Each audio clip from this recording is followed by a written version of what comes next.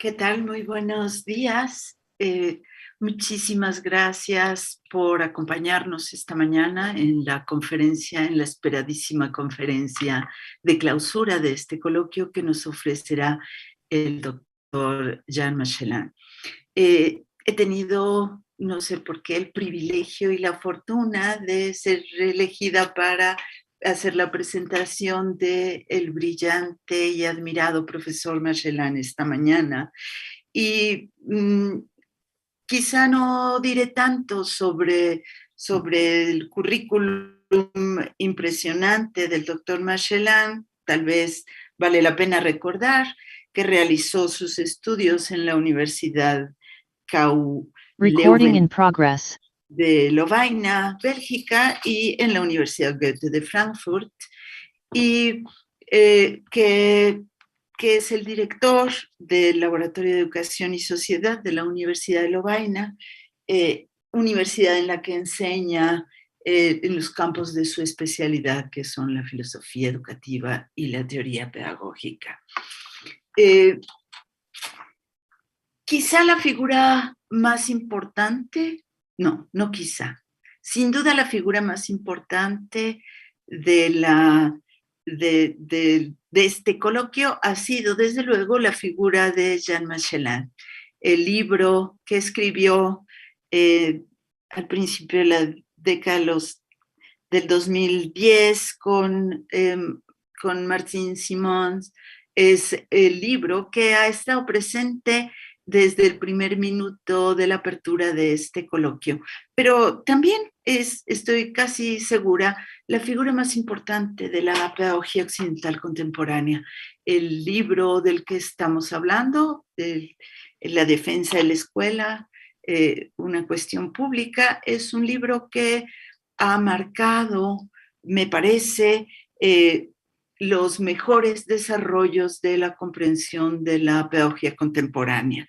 Los intereses de este coloquio, la escuela, los procesos de escolarización, sus perspectivas políticas y pedagógicas, se han enmarcado, casi no haría falta decirlo, por la obra de Masschelein, principalmente por este libro de defensa de la escuela, pero han estado presentes otros textos del profesor Masschelein en nuestro coloquio, y desde luego son textos que tenemos que leer y releer en el curso de los próximos años, y quizá en las próximas décadas se convertirán en los grandes clásicos de la pedagogía. Desde luego, los textos previos a esta obra de la defensa de la escuela, con Jacques Rancière, pública y la domesticación de la democracia, o el de mensajes más los que han emergido después de la defensa de la escuela y que constituyen otras apologías, como el elogio del profesor o el elogio del estudio que ha escrito el doctor Jan Masschelein, junto con autores que para nosotros también son autores muy conocidos, como Fernando Bárcena o Jorge La Rosa, constituyen partes fundamentales de la obra de quien hoy nos hace el inmenso favor de acompañarnos y de ofrecernos una charla que permitirá cerrar los trabajos de este coloquio con un broche de oro. Jan Masschelein, thank you very, very, very much, because having you here is for us a privilege, and we are really happy to have the opportunity to hear your words. Thank you very much. Welcome to Mexico. Okay. So thank you really very much for your very nice words, and also for inviting me or giving me the opportunity to present some reflections maybe on the future of school. Maybe I have to say to start also that as you will know by now very well, that most of these reflections are not just my personal reflections, but or always based on a very close cooperation with my colleague and friend Martin Simons, but of course are also inspired and profit a lot from Nos the inspira discussions. mucho y podemos ver estas diferentes discusiones. Sorry, I hear you. I hear you. Ruth, parece como que se está encimando la traducción. Sí, de acuerdo, lo desconecto, gracias.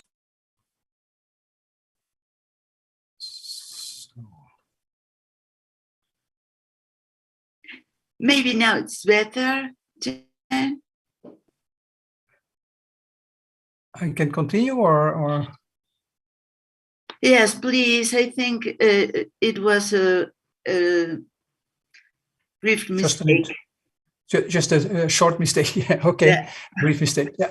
Okay, just I was saying that, so what I will present and what we are writing also together with Martin is profits a lot also from the discussions of the people that you mentioned already and with which we work together already also for some long time, like Ines Dussel, of course, like Jorge La Rosa, Walter Cohan and others who participate in a sort of, I would say, all these people have gone through Foucault. All these people have been very critical, very, very critical about school. But now there seems to be a kind of rediscovery of the importance of school. And I think that also the pandemic has maybe contributed to deepen a certain love for the school. Maybe I should say also at the beginning that, of course, I think the situation here is still very different from the situation in Mexico. So here, schools are open again, more or less as normal. So everything, so that is true for the schools, it is true for the university. So everything is more or less normal. I think that's a different context in Mexico. And I also think more in general, of course, that the context is different and the context from which we speak. So I apologize. Excuse me, Professor Masschelein. Excuse me, I'm sorry. Ruth, necesitamos que te escuches en Meet. Nos dicen que no te estás escuchando nada. ¿Nos ayudas, por favor? It's a translation issue. Sorry, but now I try to do better for the people who don't speak English. Sorry.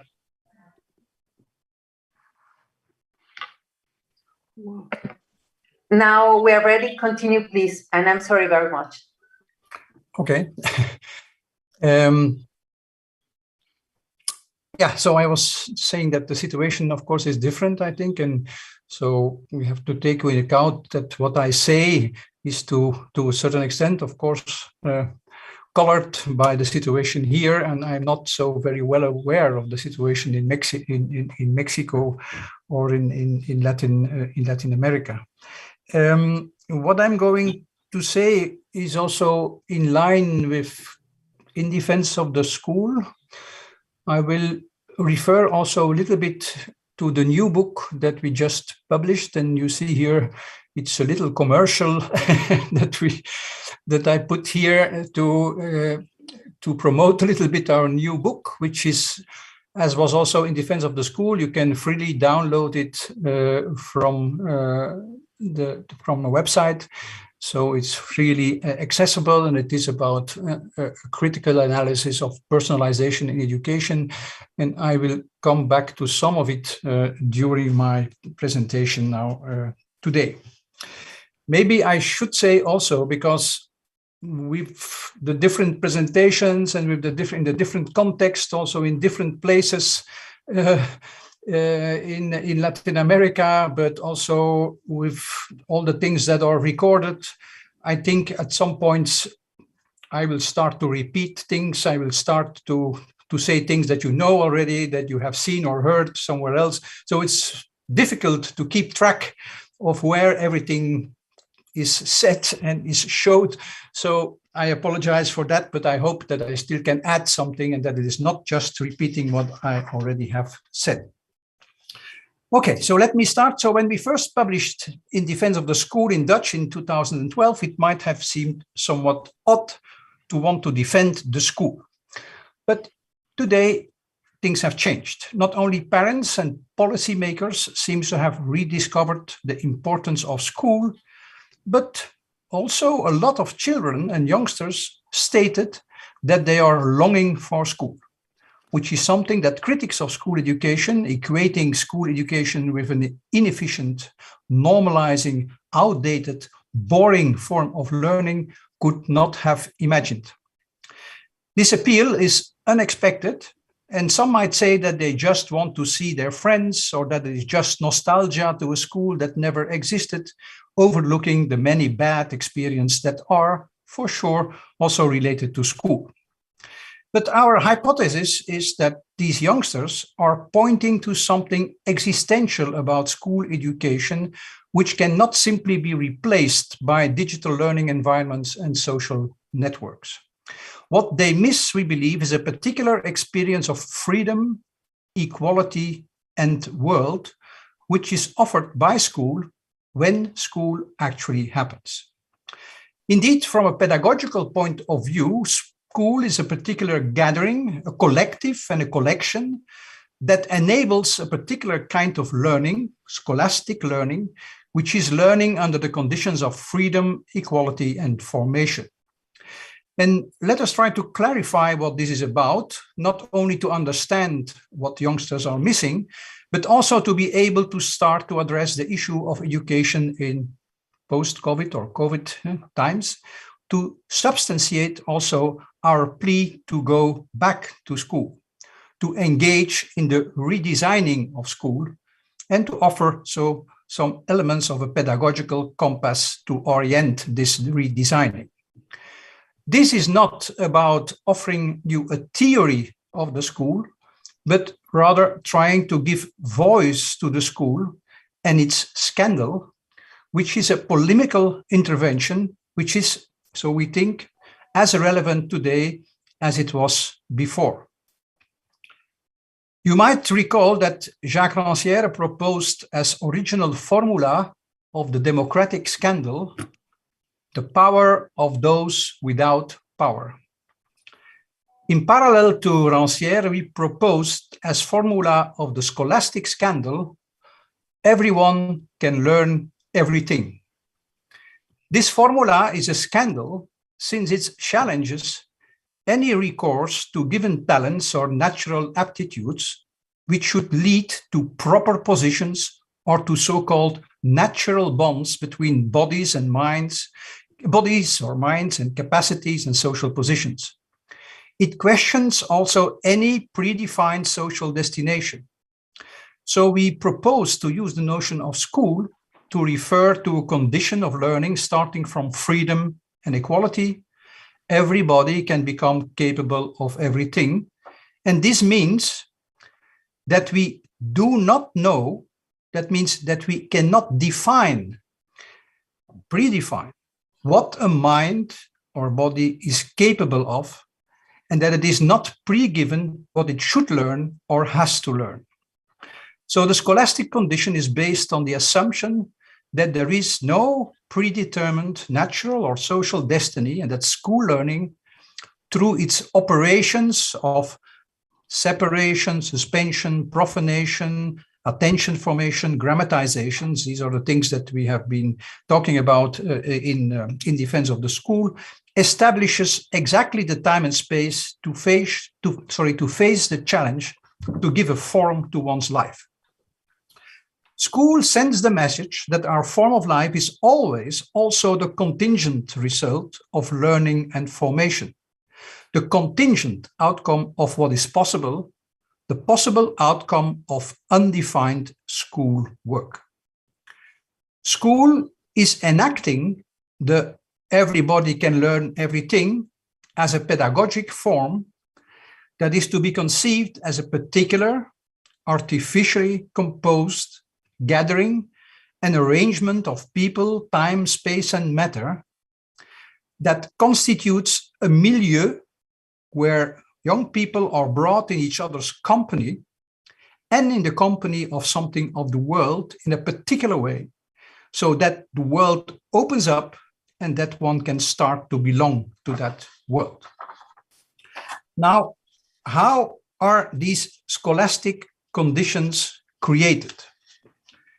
Which arrangements, which practices, which objects, what kind of matter has the transformative power to enact the conditions of freedom, equality, and formation? I think that what the pandemic also made us rediscover are the forces that school embodies, the energy and experiences it can generate when it actually operates as a school. Regarding practices and arrangements, I will especially now refer to school talk, to school work, and to the school atmosphere. But I should refer also to scholastic authority, to the scholastic examples, to school matter, to the way in which school can be an asylum, to the school meals, and to the school collective. Many, many things that could be part of what I'm going or want to say. Is it? Yeah. I'm afraid I have to interrupt you again. Yeah, say. We still have problems with the translation. If you can stop for a while, only for a minute, please. Yeah, it's okay. It's okay. No, it's all right. It's better to stop me. Thank you. I'm so sorry. Ana, ya tenemos la traducción. Ya está. ¿Ya? Gracias. That's okay now. Thank you. Jan, you can continue. Do I have to repeat something or is it okay? Or I think the last two paragraphs, maybe 2 minutes ago, if you can go back 2 minutes ago, please. So the question that I want to address is, so how to make scholastic learning happen? So how can scholastic conditions of freedom, equality, information can be created? Which arrangements, which practices, which objects, what kind of matter has the transformative power to enact these conditions of freedom, equality, information? So, and I think that the pandemic has made us rediscover also the forces that school embodies, the energy and the experiences it can generate when it actually operates as a school. So regarding the practices and the arrangements, I will refer in my presentation here now to school talk, to school work, and to the school atmosphere. But in fact, I should refer also to authority or the scholastic authority, to scholastic examples, to the school matter, to the way in which the school can function as an asylum, to school meals, to the way that there is a kind of collective, scholastic collective that is operating. But I will so limit myself to school talk, to school work, and to school atmosphere. So let me start with what is typical about school talk. So, and here again, it might be repeating some things to some extent, and you might be familiar with what I'm going to say, but I will try to develop it a little bit more. So let me start with what is typical about school talk and how it has a transformative power to enact these conditions of freedom, equality, information. And to understand this power of school talk, it might be helpful to refer to what Bruno Latour says about love talk.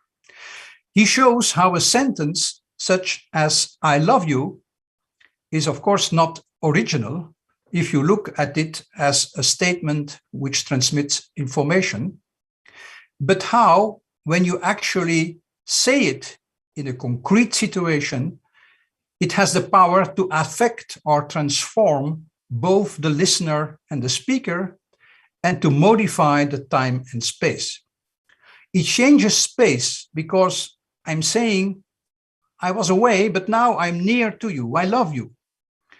It also changes time because when I say it, it offers the possibility of a new time to begin, the time of our love, which is the time to begin with the matter of love. And it also changes the past because it makes us think different about the past. So this sentence is transforming time and space and makes that something, in this case, love, becomes a matter of concern. So we can now say something similar about school talk.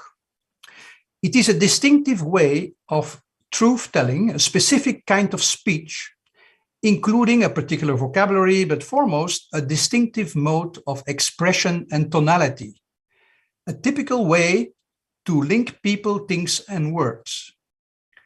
Truly scholastic speech is also affecting space, time, and matter, and creates the conditions to become a school student and a school teacher, and to confront the world.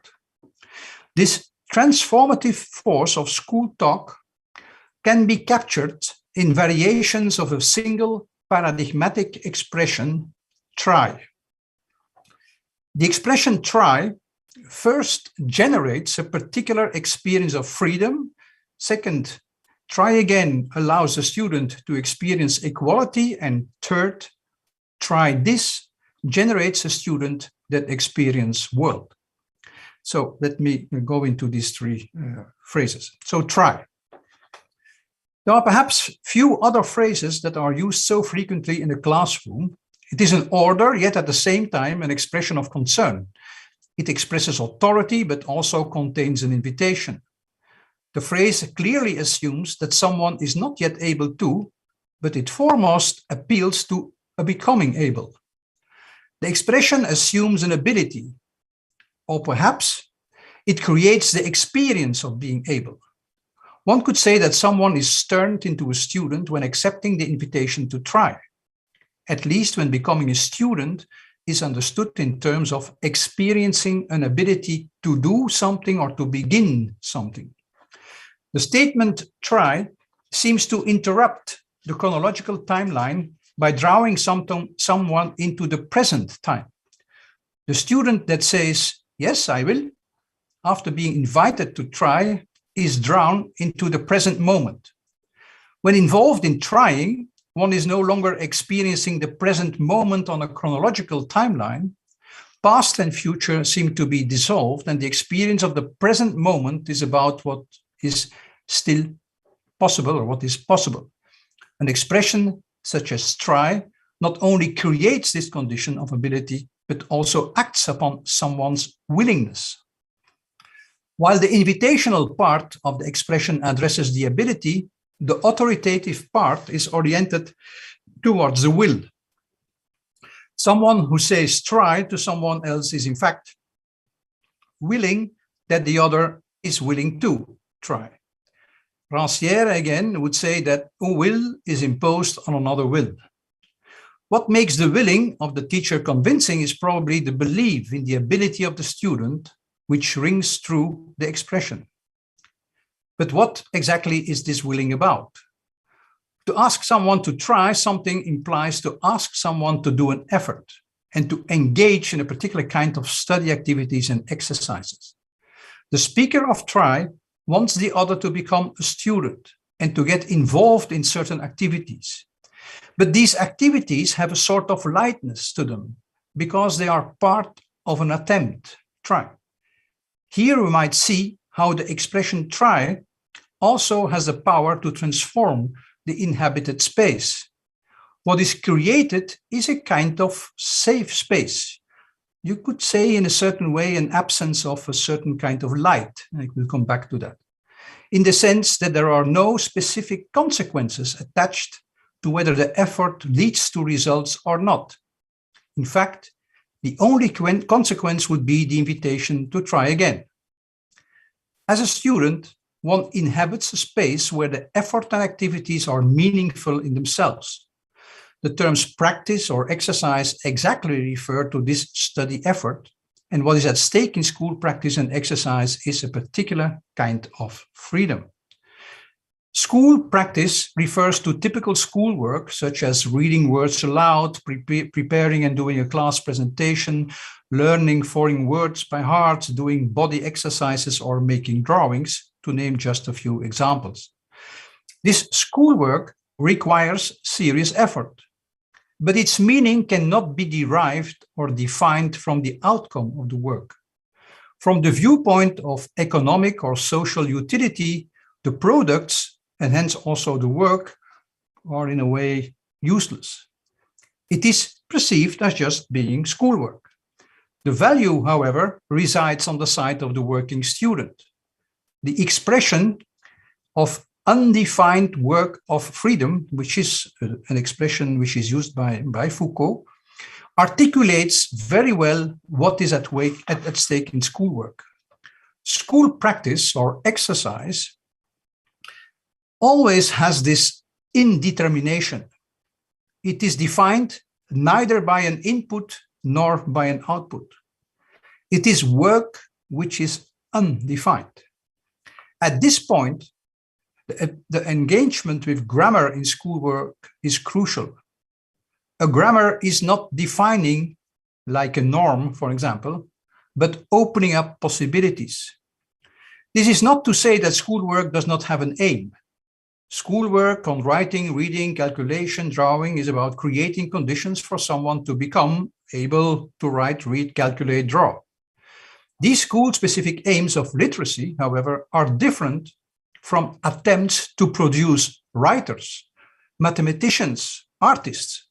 So schoolwork is about becoming able and giving oneself a shape, not about predetermining the actualization of these abilities in view of a defined form or image of the educated subject. Try again. What is equally important to turn someone into a school student is this expression, try again. The expression articulates a sense of optimism, a belief in the student's abilities, notwithstanding someone's past. It also expresses a certain patience. Try again is about giving someone a second chance or even a third or fourth chance. It means reinforcing the belief that everyone can learn everything and intervening to protect the student from the influence of natural or social forces which seek to determine the student's abilities. The verbal intervention, try again, interrupts also the linear timeline where the student's past determines the student's future. When emptying this space from all sorts of profiles and all traces of success and failure, it creates a space-time where someone can become a student again, that is to arrive at the point to experience, become able to do something.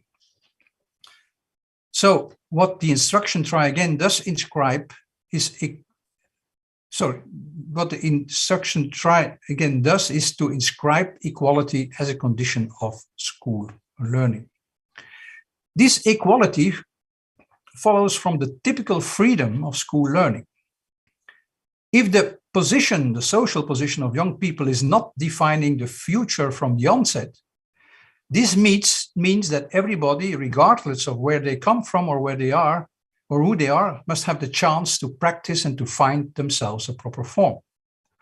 The equality created through the expression try again is different from the objectives of both the meritocratic strategies of equality of opportunities and the egalitarian approaches of equality of outcomes. These are the approaches that result in initiatives to compensate for social inequalities, which prevent someone from fully realizing their talents, or support strategies which help disadvantaged students to pass the same finish line. But in one way or another, what these approaches do is first make the students unequal by redefining who and what they are in social or natural terms, and second, by predefining learning trajectories based on the observed natural or social necessities. The message in try again is not to define or redefine, but to undefine. The traces of someone's past are not inured or forgotten, but the expression try again makes clear that they no longer cast a shadow on someone's present abilities. Try this. So try again, try again, try this. The latter expression is likewise crucial to see what school learning is about. The expression try this is in one way or another points at something outside, something not yet part of someone's life world. Try this contradicts the idea that school learning is only about the person of the student. It ensures that giving shape to oneself through school work passes always through the outside. The instruction orients the student's effort towards specific schoolwork and specific subject matter. The expression assumes somehow that there is not always a natural inclination towards doing something new, thus necessitating an intervention and serious effort. Specifying what should be tried means defining the effort, the activities, and the abilities involved without actually defining schoolwork. It remains an invitation to give something a try. School learning enables students to read, write, and calculate, but this form of learning does not try to determine or to define the exact usage of this reading, writing, and calculating by trying to shape students according to a predefined form of life. Of course, there have been a lot of attempts to do so. Through school learning, young people are enabled to become attentive to, for example, their mother tongue, and this provides them a safe space and a present moment that makes developing one's relation with the world of language possible. Crucial are two things, at least. First is the disclosure of words through grammatization. Such a grammatization is not only about making a temporal flow, for example, this flow of speech, discrete through writing in letters and words, but often also involves turning something into a two-dimensional flat presentation. Think about the diagram on the blackboard, in order to make it relatable, to allow for a freedom to try and to avoid becoming just part of its functioning. Making the grammars available, for example, in terms of the alphabet or numbers, but also codes and algorithms in case of the world of technology, does not define the work of freedom. These grammars and the expression try this constitute a milieu for the undefined work of freedom. This aspect of school learning could be described with Michel Serres as a passage through the third place. And he uses the image, which we also have often used before, the image of the swimmer crossing a river from one shore to the other, passing a third place in the middle. School learning is what brings one to the middle, the moment of exposure, or the present moment in the middle of the river, where all directions are possible. Exactly this milieu, this middle or third place, is the time and space where freedom is undefined, when there is no direction, but possible to be defined, to find all directions. The grammars at school create this milieu for students. The grammars themselves have no direction. They provide the middle space and the middle time from which all directions can be found. Without doubt, there have been many attempts to impose a particular form of the literate citizen and to turn the grammar in a national and the grammar school also into a nationally defined work of freedom, as Tom Popkewitz has extensively showed. Secondly, the scholastic art of speech is one which is inviting, seducing, creating a certain middle mood, to use the phrase of Friedrich Schiller, in which we are feeling neither morally or physically under coercion, but experience ourselves at once as addressed, as spoken to, and being able to give shape to our lives with the world that is addressing us. The scholastic art of speech discloses and exposes world and issues in a way that it at once has something of a riddle, you could say, that it remains intriguing and fascinating, and solicits and confirms the capacity of the reader, the listener, the viewer to read, listen, view for herself. It makes that things get the power to say something, to resonate. The pedagogical art of speech turns someone into a student, that is someone who tries to make sense of what's being said to her, feeling also the freedom to begin, but also the exposition, the disclosure of a world, and the seduction. In this context, let me say something about the important, I just want to refer, I'm not going to explain a lot, but about the importance of the educative force of the voice of the school teacher, especially also in these digital times, where the issue of motivation and attention, to which is very present, where responses often consist in offering rewards or in gamification. So the importance of the voice to make school, which is not, the voice of the teacher here is not related to teaching a lesson, teaching a moral lesson also, but to share or commonize a world while awakening our attention and our interest for something separated from its immediate use, taking us outside ourselves, drawing and bringing us near to something, make it speak, make it sound or resonate. Hence, the voice of the school teacher is not just simply the instrument for sending a message, for sending information, which is captured by the ear of the pupil and then decoded and understood. It constitutes itself a force. The force articulates itself, first of all, in the tone, which can or cannot make us co-vibrate. Michel Serres points to the teacher precisely as somebody who makes of the use of her voice her profession, a voice that has to let the world sound or resonate.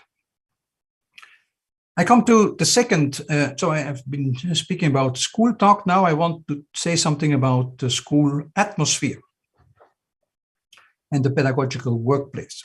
So by now, everyone will have heard that we are in an era increasingly called the Anthropocene. According to Wikipedia, this is the era in which, I quote, the climate and atmosphere are experiencing the effects of human activity. I think that it is precisely in this sense that we can talk about the consequences for the climate, and this not only in the sense of meteorology, but also the social climate, the political climate, the thinking climate, the learning climate, and the atmosphere. So not only, again, the designation of the Earth's atmosphere, but also the mood in a company or in a film or in a piece of music, so that we can refer to the way or to the consequences for this climate and atmosphere or mood of the new media, which are at the same time means and middle or medium. In this respect, those media constitute a force, a man-made force, not a force of nature, but it's almost like a force of nature. And it is a force to which those who are described as millennials have been exposed from birth.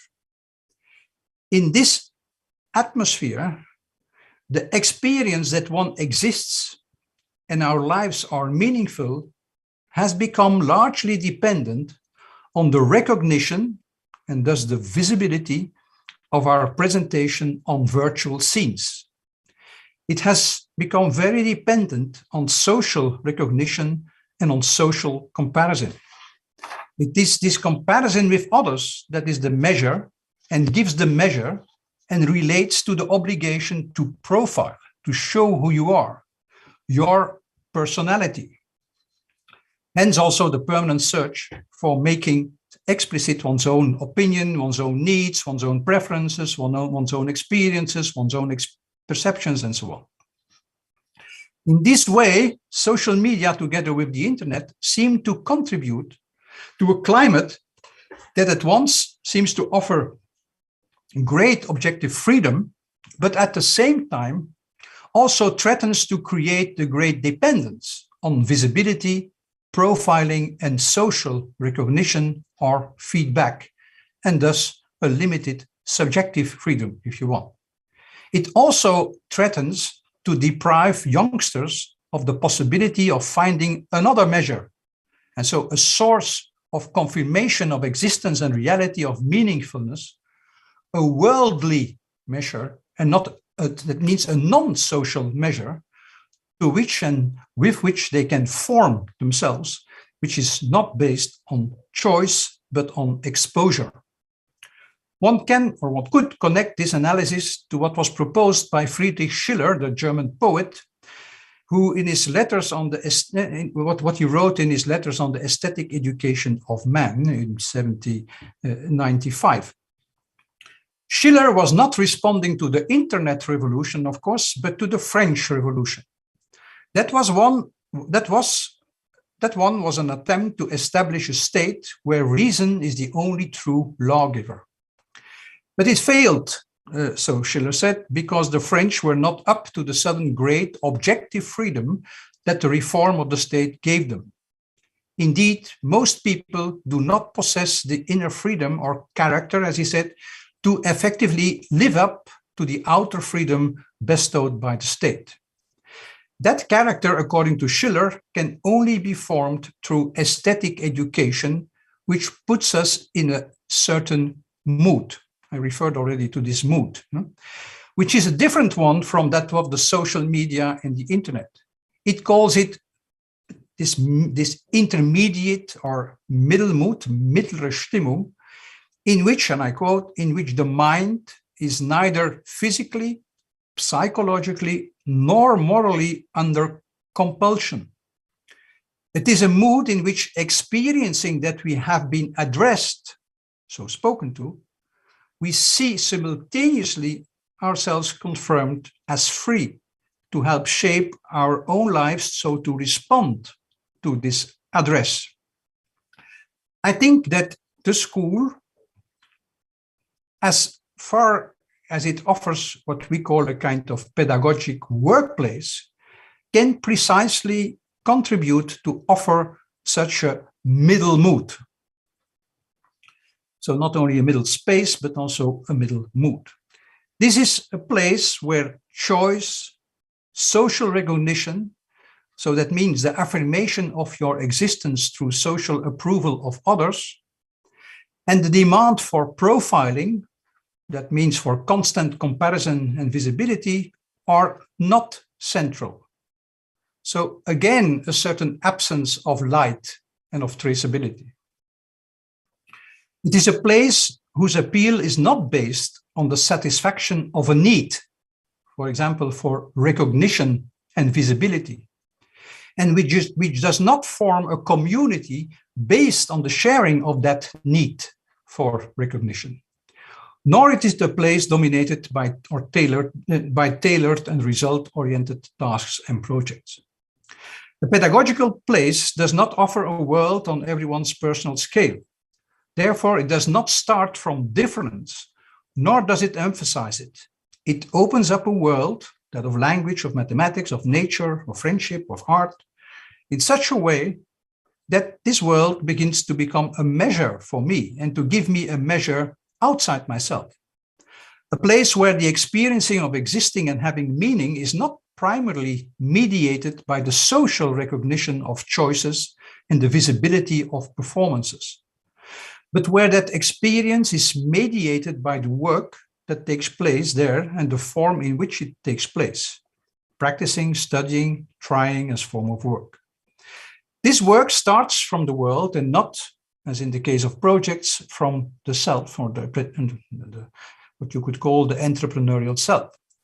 This is the work in which one knows oneself confronted with a world that appeals and invites simultaneously in its beauty That means also in its uselessness, in its enigma, but also in its difficulty and challenge, its resistance and objectivity, and in which one experiences being able to participate in a cause and thus begins to belong to that world. It is a work where a world is presented to us within reach and brings our measure into play, challenges it.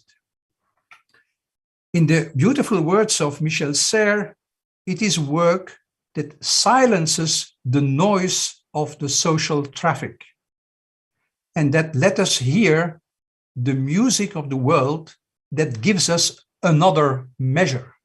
Yeah. The pedagogical place then is the place where one finds oneself in a working community. This is a community not based on shared needs, but on the sharing of a cause, for which care must be taken.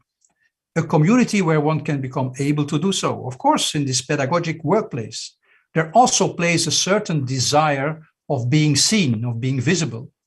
But here, that does not mean being recognized in one's uniqueness, but rather of receiving attention in and with one's practicing, one's trying, one's studying. In this respect, too, pedagogical work is indeed also a matter of attention and care. In our view, a pedagogical practice is therefore not the organization of tailor-made education, but the shaping of a pedagogic workplace. That requires thinking about work forms, about content, about concrete techniques and architecture, about the ethos of those who help to stage it. Thus, the time of the pedagogical place is not the time, so it's a time of work, and so not the time of natural development or of maturation. And shaping that place is therefore not about facilitating development or flourishing. It is the time of physical and mental effort in relation to resistance, of the pain that can sometimes accompany it, and which is not the pain of the lack of recognition, but also of the joy of the first step, for example. And because it is the time of practicing and studying, of trying and experimenting, and not that of performing and performance, it is a time of relative invisibility, a time where one is not allowed to be immediately bound by one's social appearance. The time of work is a pedagogical place, as a pedagogical place is the time of practicing, studying, trying, which is the non-productive time, the in-between time, the free time. That is exactly also why it is a special time for the transfer or sharing of knowledge and abilities. It is not the time of transfer in function of reproduction and therefore of socialization, which is all about speeding up and eliminating every interruption. It is a time that simultaneously slows down and intensifies the transfer, because a pedagogical place is always the place where what is shared is also put on the table for study, which is always an interruption. And in pedagogical terms, it is precisely that interruption, and so not the kind of fast or natural transmission that allows a new generation to appear. In summary, we could say in a way this is the time, and I use the way in which Hannah Arendt is translating the Greek skole, the school, the free time. She says it is the time for the world, and that is the way she translates school, time for the world. I come to my conclusion. In contrast to other modes of learning, the scholastic condition is based on the idea that not the family, nature, or employability determine the content and the direction of learning. School makes it possible to take children out of the family, out of its protection and values, but also out of its inequalities. Sons and daughters suddenly become pupils and students. That means that they always receive a collective mark, a mark that says, our children are not our children. We do not owe them, and we cannot just predefine their futures. A mark that makes them both free and equal. This is not an attempt to romanticize or to idealize, but to point to the simple, often forgotten pragmatism of the school. It makes young people free and equal. Pedagogically, free and equal. You leave the family and you are so no longer first of all addressed as son or daughter, and you are also not immediately absorbed or merged into society as a citizen or an employee. We think that there is a particular emancipation related to this turning into school children, into school students. Maybe we could say that the issue is here not about social emancipation, but about pedagogical emancipation as an emancipation from the social, as an emancipation from the family, also the cultural family, from the sphere of social recognition, of social identity, and of performance. That is a sphere where it is always about difference and similarity, and about defining being in or being out, about being backward or forward. It is emancipation, so which is not emphasizing the difference, so the school emancipation or the pedagogical emancipation as emancipation from the social, which is not emphasizing the difference, but the distance between us, which creates an in-between inequality as singular beings. Blanca, Jorge, Ana Maria, Walter, Ines, related to a thing in common, singular beings.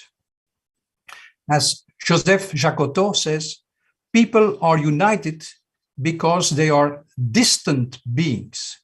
Des êtres distants, so not different, but distant. It is the book that gathers them as equals, in the case of Jacotot.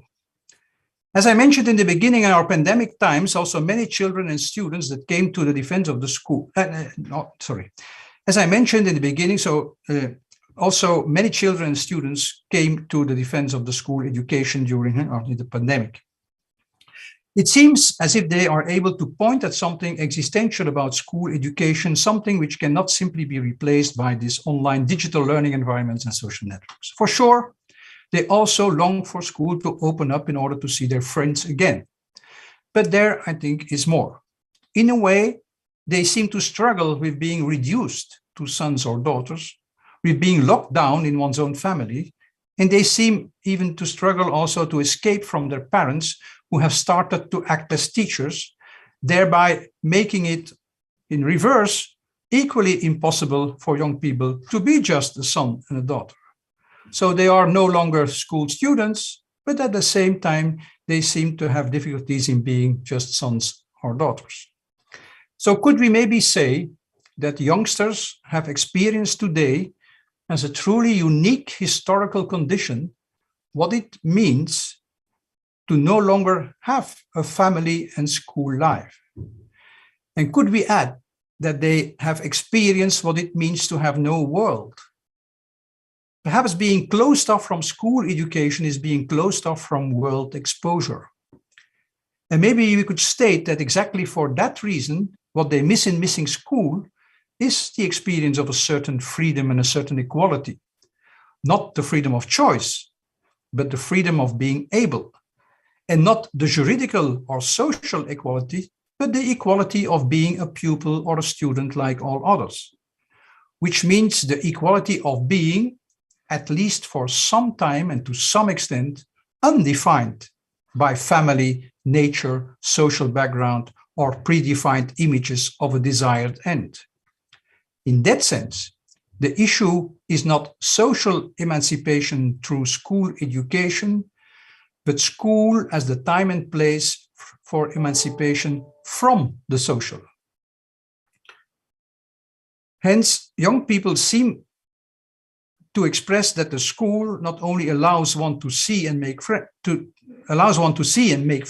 to be with peers, but also allows for a certain liberation from their friends and peers, and from being locked down into the social sphere, or the sphere of communication, and the sphere of the concern for recognition, for likes, for views, for recognition of identity or performance, of the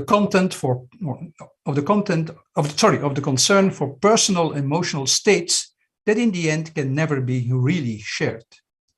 Maybe children and students experience that what school does is to offer access to worlds, giving them the opportunity in class, through work and play, to discover and dwell in worlds. And maybe that is also part of the school emancipation. So to summarize, schools spread the message that who you are is not just a product of social, physical, historical forces or of the context, but also the contingent result of learning, of study and exercise, as a practice of encounter and as an undefined work of freedom. And the scholastic conditions make youngsters able to give shape and direction to this freedom by disclosing world in a particular way, while offering a certain protection against the social forces that entail socialization instead of education, and the economic forces that enhance marketization and capitalization of their activities and attention. So let me finally just briefly come to the digital now, which I avoided until now, more or less. Today, of course, we have seen massive use of PCs, iPhones, online platforms. In fact, the pandemic has offered teachers, and in fact, I think the pandemic has offered teachers a certain freedom from existing practices to experiment with new ways of sharing and interacting with their students through digital means. And I think that, or I assume that that Ines Dussel will have talked about this issue, and so how they have experimented and tried some things with these means. And I think we really have to admire the devotion and creativity of teachers in their attempts to make school and to address their students through these digital means, which I think indeed offer possibilities and probably many more to be discovered. And for sure, also as a recent UNESCO report on education rightly states, we have to be concerned about the access to these means and work to make them available to all. But I think there are also other things to be concerned about in relation to the way in which the digital actually transforms the world of education. First of all, the increase of distance education makes that it now invades the home, or has invaded the home, and seems to imply the loss of a milieu in which youngsters can leave behind their family context, at least for some time, to be students like all others. Hence, their social background and context risks to become much more defining for their future. Furthermore, it seems to strengthen the tendency to shape the spaces of education as learning environments that facilitate efficient and effective learning as the production of predefined outcomes and accelerated transmission, which is transforming, in fact, the free time of school into production time, and might reinforce the reduction of education to programmed and personalized instruction, to feedback-driven task execution. Do this, then that. If this, do that. Education becoming conceived as a tailor-made, customized service, not as a care for a common world. We also think that we have to be concerned about the creeping or explicit privatization of education, about exposure of students to the mining or exploitation of the data they produce while moving through the online world, about the attempts to capitalize their attention, hence exposing them directly to the economic forces of markets and to the social forces of media that make them comply to social norms, becoming dependent on feedback and likes, hence strengthening socialization instead of education. Concerned about the way in which most of the digital platforms and the implied programs and devices confirm students mainly in an understanding of themselves as isolated customers with their needs, their preferences, customers of a tailored service and defined by their characteristics. And we should not forget that this tailoring of education is more and more accompanied by a permanent tracking and monitoring of what students do, choose, perform, resulting in their personal profile. Profiling is at once an instrument and an effect. Just as the tracing of our activities on Amazon allows to make us more and more precise offer, one that fits our profile, so the permanent analysis of student activities on learning platforms, so-called learning analytics, should allow to offer them feedback and learning tasks that on the one hand fit their profile, but also contribute to further build that profile. Exactly that mechanisms involve the kind of learning that threatens to lock up students in their profile, in their past, in their world. It makes their past increasingly defining their future, defining what they are going to encounter, which seems to be more and more themselves or their own world. I'm sorry. Moreover, through all the digital means, what students do or not do in education becomes increasingly visible, so that its defining force the defining force of what they do becomes very strong and affects the practice of sharing, the practice of exercise and safe trying. These practices become more and more dependent of social recognition and threaten the possibility to find a worldly, not a social measure outside oneself. And so we have to ask whether the way in which the digital is actually shaping the present of education is not depriving youngsters of the time space of pedagogical freedom and equality and of the disclosing and of belonging to a shared world. Can we already imagine new educational practices with the digital that generate free time? Digital practices that would interrupt the defining forces of the past and of the social background. Can we protect the new generations from forces of the market? Can we make that these practices embody and speak a scholastic language? A language that is inviting and seducing, which is saying try, and is not saying do this, and if this, then do that. New practices that make us belong to a shared world and not locked up in our world.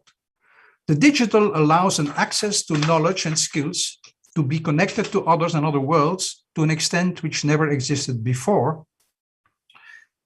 But we think that the digital experience that accompanied the pandemic has led youngsters to the awareness of what we appreciate so much about school. Hence, the question is how the digital can contribute to the reimagining and reinvention or redesign of the school as a space-time that realizes pedagogical freedom and equality. And so the question is how to do that and how to ensure that we can interrupt, let's say, the socializing forces in order to ensure that school can remain a place for the undefined work of freedom, or in the words of Comenius, one of the founding fathers of modern education, a workplace of humanity. Okay, so that is, and I'm sorry it was a little bit long, but it was a little bit interrupted now and then, so sorry for that. Yeah. Not long at all. We are really happy to hear you, and we want to keep hearing you the last of the day. Jan, thank you very much. It has been really interesting to hear you. And we have a lot of questions now that I'm going to try to read. Some of them are in English, some others in Spanish. I'll try to translate with my very poor English. So there's the. I'm going to take some. I need some power to my to my computer.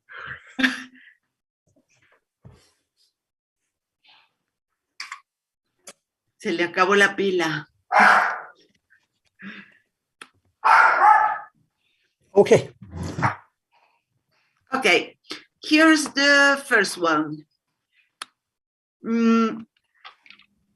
Is from Eurydice Sosa, and she says, to insist to try again in schoolwork mediated by screens showed the importance of the simultaneity of face-to-face process in virtuality or in hybrid modalities. It occurs, but with other temporality and spatiality effectively new forms. What are the new margins or frames of freedom observed in the distance from school conversation or the school talks? I'm not sure I understood. Does it mean something? So I understood the beginning. So the beginning was saying that saying try again or try that is maybe more or less understand. Okay, I'll try again. Yeah. Sorry. To insist to try again in schoolwork mediated by screens showed us the importance of the simultaneity face-to-face process. Okay? In virtuality or hybrid modalities, it occurs, but other temporality and speciality effectively new forms or frames. What are the new margins of freedom observed in the distance from the school talks? Does it still?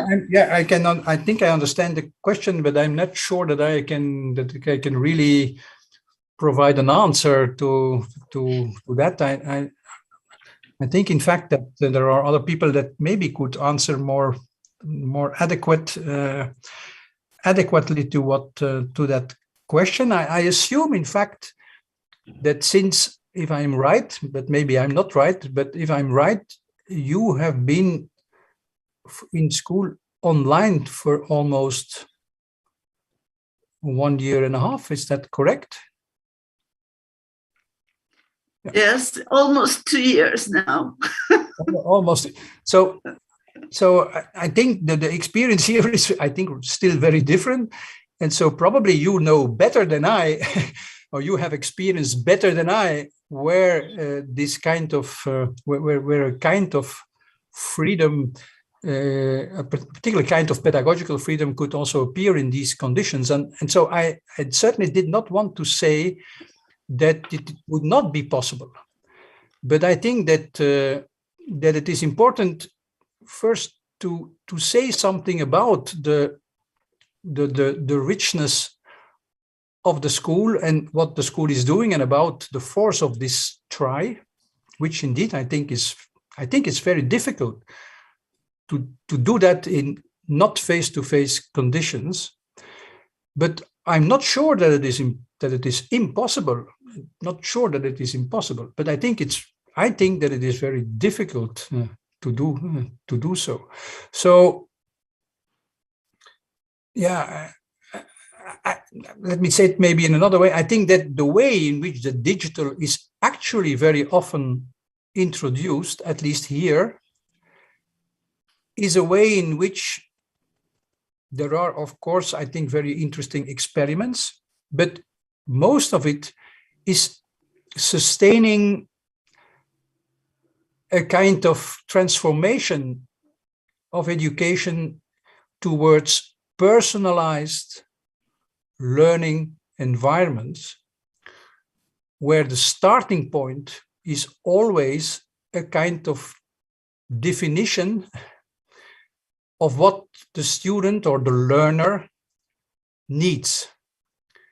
And so, in a way, I think that is completely opposite of what I would say is the starting point of school, which is in a way undefining. So it is not defining, not starting from a definition, but from undefining.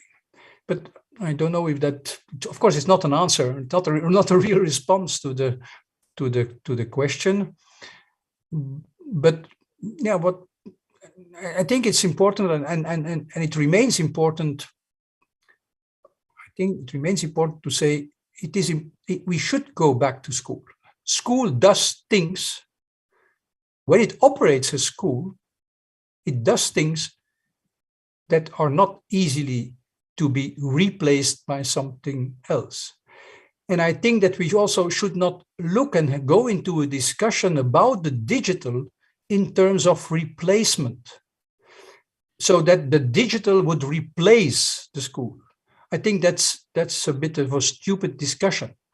We should better say it can add some things. There are new things that become possible, but not that it would replace the school. I think that's stupidity, that it would replace the school. It will not simply replace, it is something else. So just as what we are doing here now is, of course, is a way, is you can call it a webinar or something else, but you can give it a name and we can try to describe what it allows.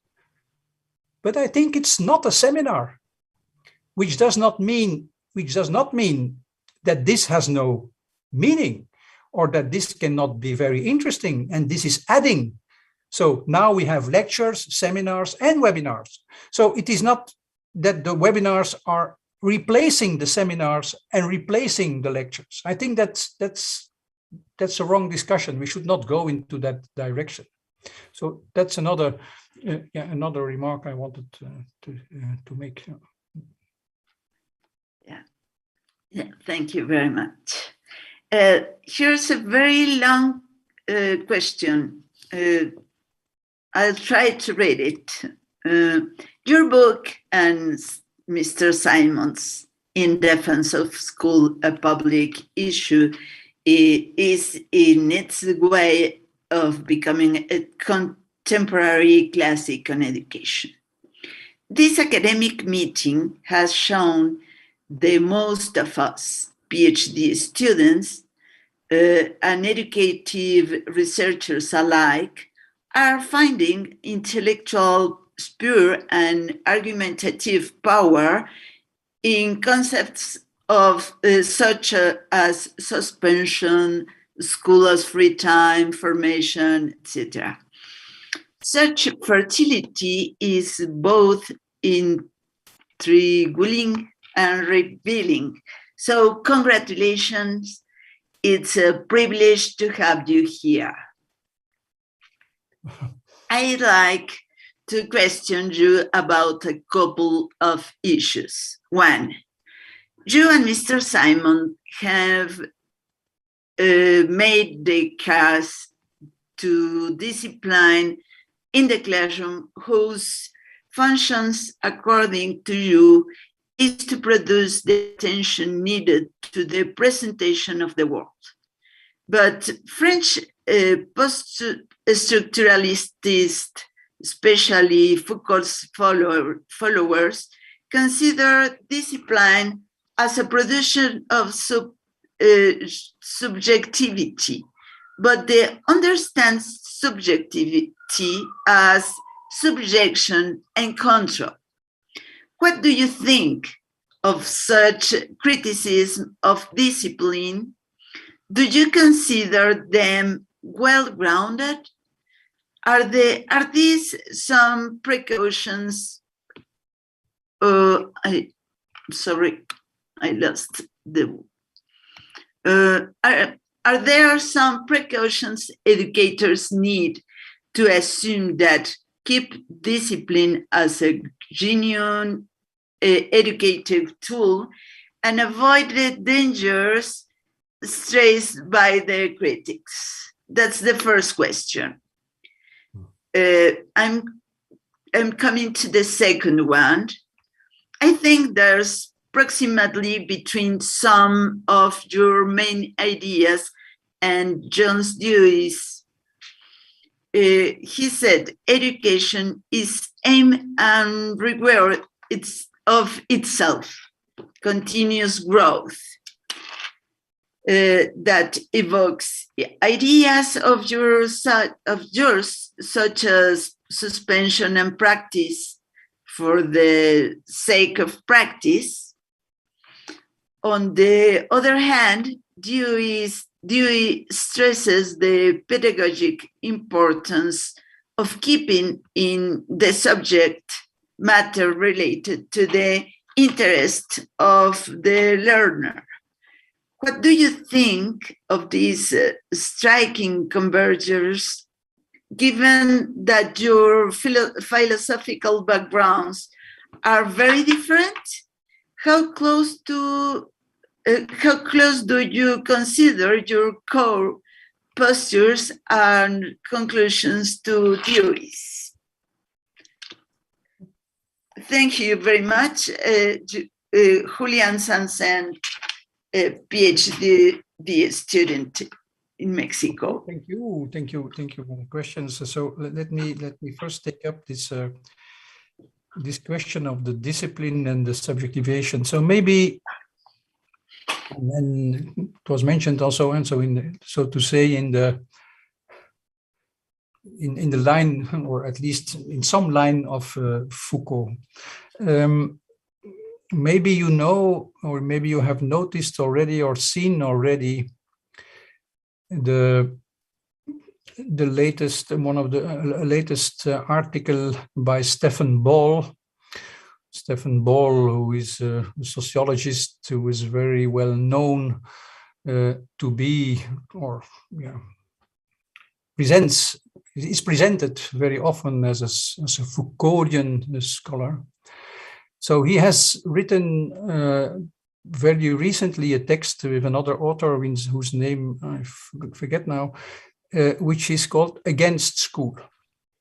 So it is against school. But it's against school, and so the main argument is, in a certain sense, relating to Foucault, is that the school would be normalizing, and that that the school would be normalizing and so disciplining in a certain way related to norms.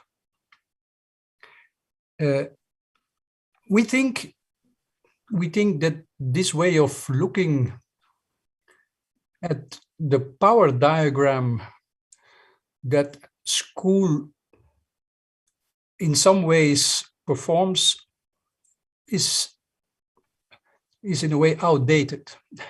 So I showed in the beginning, or I announced or referred in the beginning to the new book about the critique on personalization. In that book, we try to indicate how the normalizing institution, and so the organization of education as a kind of normalizing institution, is today means the last decades, increasingly replaced precisely it's not normalizing, but personalizing. It is the person of the student that is becoming center stage. So that's one thing. So that we think that we still have to analyze and can analyze school in terms of the power diagram, but that the power diagram is not normalization, but increasingly personalization. And secondly, that both normalization and personalization are in fact ways to tame the school, ways to tame the kind of freedom and equality that the school can produce. That means the desubjectivation. So not the subjectivation, but the desubjectivation, to what was referred. So school is a kind of, so if school can turn someone into a student, and the student, if you see the student not as a kind of name for a social position, so a sociological characterization, But if you take the name of the student to indicate a certain kind of relationship, then the student has no position. He is or she is exposed, out of position. So there is, so out of subjectivity in a certain sense, precisely because that is what is at stake if school works as school. So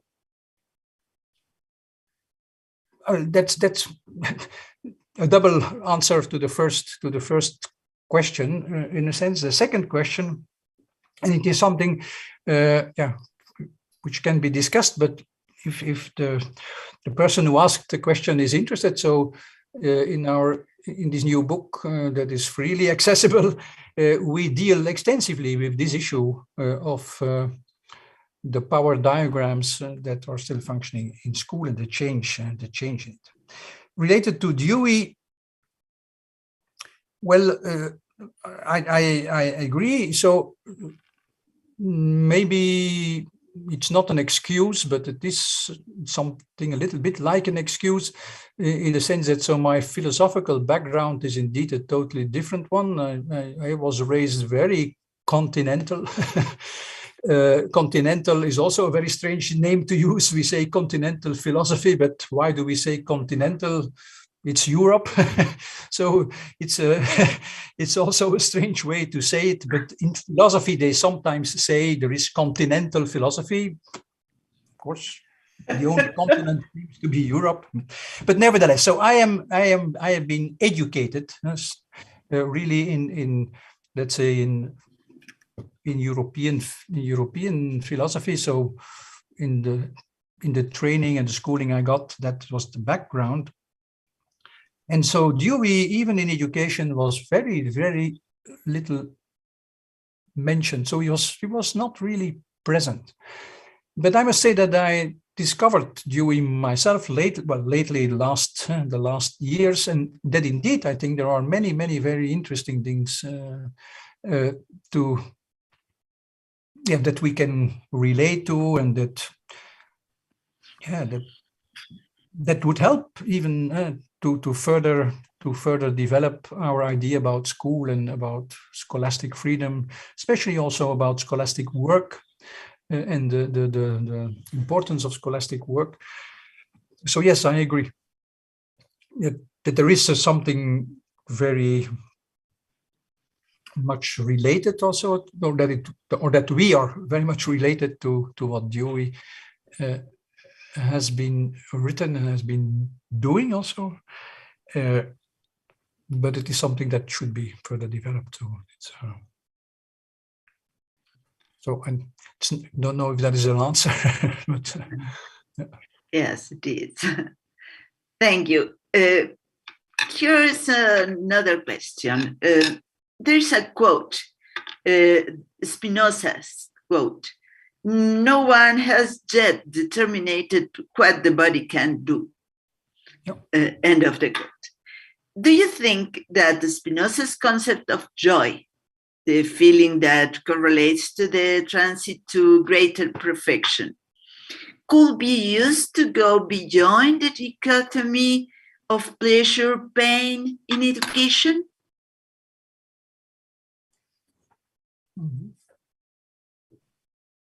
Well, first of all, the reference to Spinoza regarding what the body can do, well, I quoted it more or less in this way in what I said, so that indeed we do not, I think it's a very interesting, very interesting observation that indeed we cannot know what we cannot know. We cannot define what a body or a mind can do.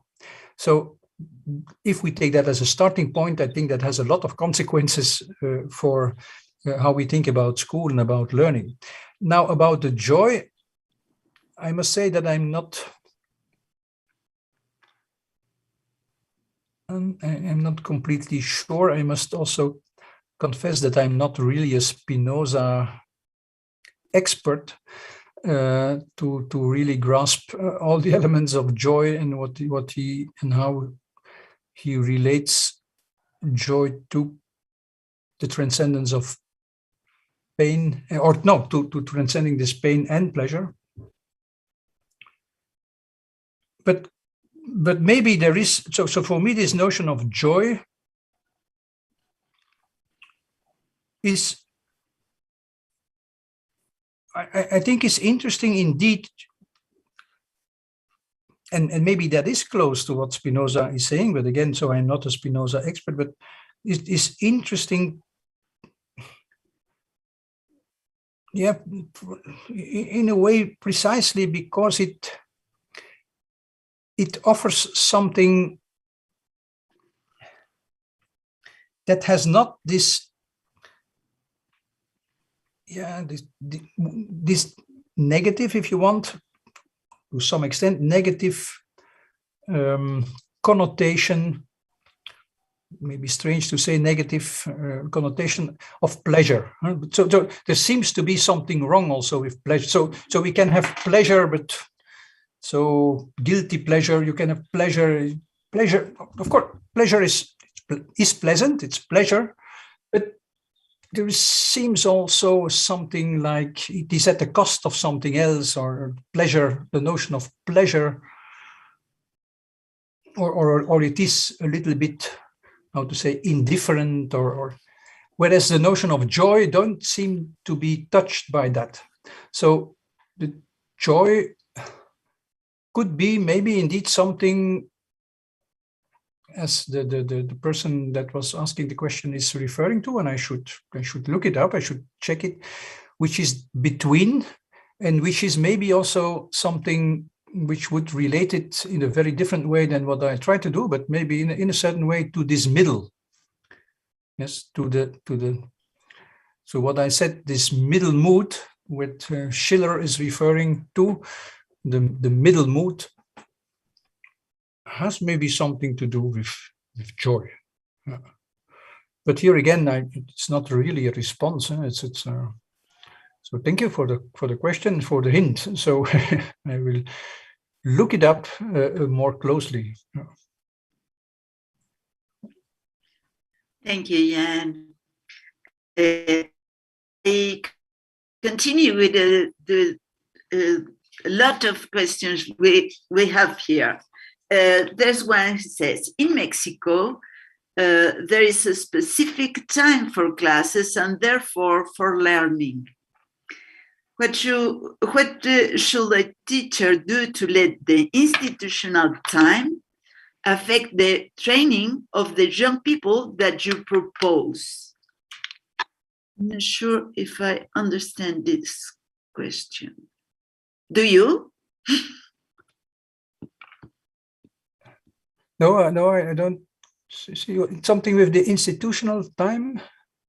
It says, in Mexico, there's a specific time for classes and therefore for learning. Yeah. What should a teacher do to let the institutional times affect the training of the young people that you propose? That's a question. It's made in English, and I'm not sure I understand. But I think so the issue of the institutional time affect the training of the young people that you propose. Well, maybe I can respond in a double way. So, and on the one hand, I think we certainly have to think about the school time and how we could reconsider, and we have to reconsider how we think about it. So I said that we have to think about how to redesign the school under actual conditions. And so reconsidering the way in which we organize school time is, I think, one we should also take into account.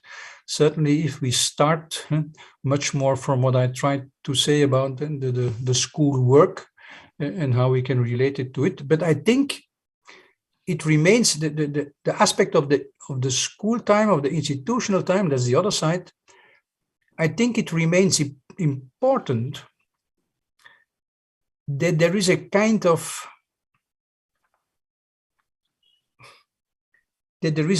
of external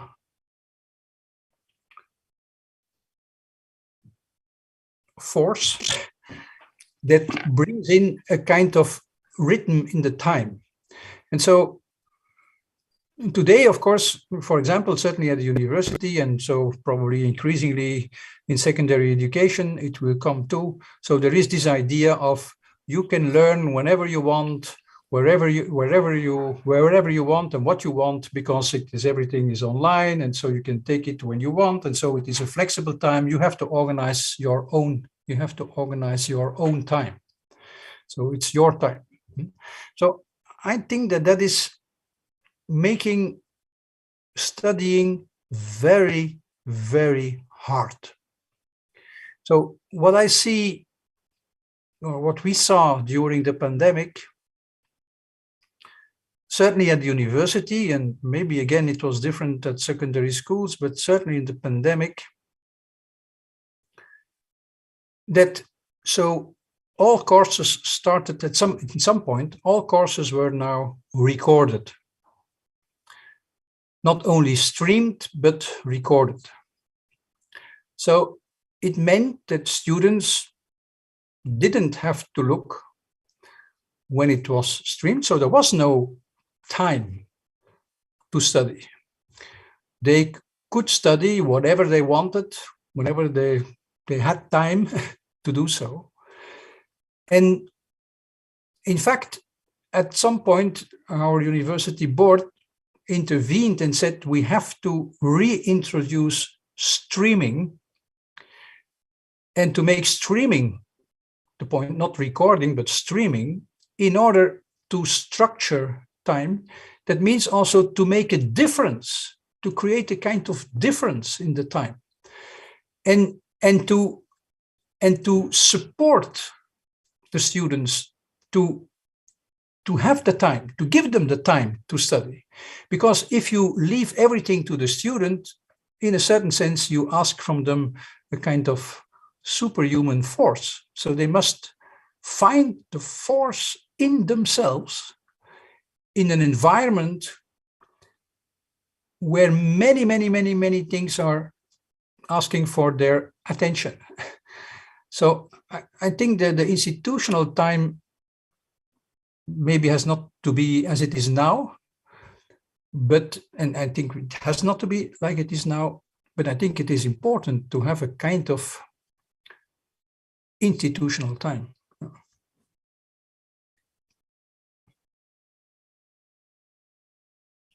If that was the question, so I'm not sure. You see, these are, for example, already the things that are not so easy online.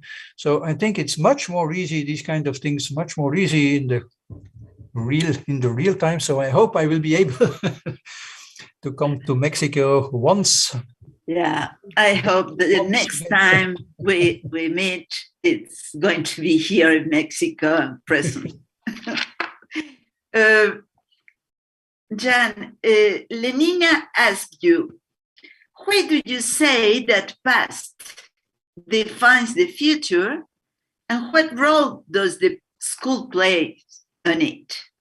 Yeah. So I think you could summarize school in a certain way in that way, to say school is trying to or is a whole of practices and arrangements in order to try to make that the past is not defining the future. So that is what school is about. So the past, your background, what you have in your background, even in your context in a certain sense, is not defining your future. And you could say that what is happening or what is a tendency, a strong tendency today, is precisely the opposite, is to make your past increasingly define your future. Starting from, so that the learning environment is starting from an attempt to define what you need to learn something predefined. It tries to kind of what you already know, what you don't know yet, what you would need. It will offer you something on the basis of what you react to it. It will give you feedback so that on the basis of what you have done, you will receive another exercise, for example, and so on. So it is always about first defining. So it is saying it is so and you are so and you are doing so, and thus now follows. Whereas I think the school is precisely trying to interrupt this logic. It's precisely that's the try, and the try again. So that it is trying to interrupt the logic of the past making or defining your future. So that, I think, would be kind of short summary of what the school is actually about.